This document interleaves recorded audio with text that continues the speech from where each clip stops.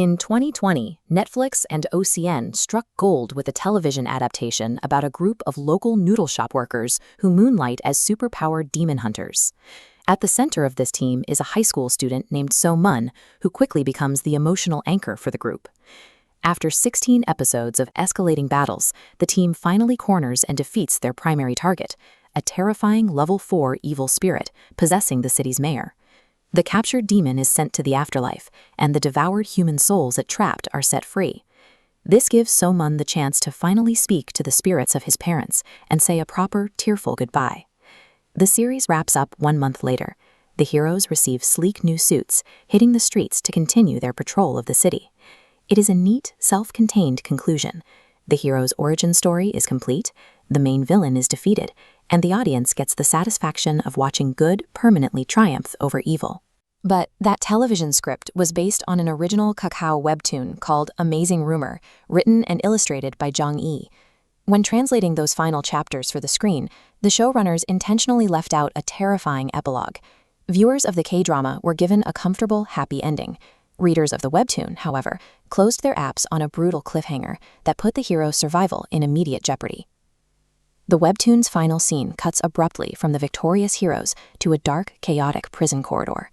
Surviving guards are scrambling in a complete panic. They quickly realize that a single inmate housed in cell 14 has broken out and slaughtered everyone in his path. Standing amidst this carnage is Ma Jusok. Before his imprisonment, Jusok was a kind-hearted firefighter, but after his pregnant wife was brutally murdered, grief drove him to a breaking point. He attempted to kill the man he held responsible, landing him in this prison where anger and suicidal despair finally made him vulnerable to demonic possession. He represents a direct foil to So-mun. Both lost their families to horrific violence, but where So-mun processed his grief by protecting others, Jusok broke under the weight of his trauma and surrendered to vengeance. The visual details of this breakout escalate the threat.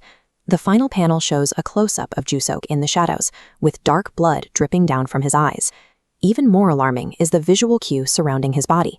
He is enveloped in a distinct, rainbow-colored aura. In the established lore of this universe, that aura is called the Territory. It is an energy field generated strictly by the afterlife to amplify the powers of the heroes.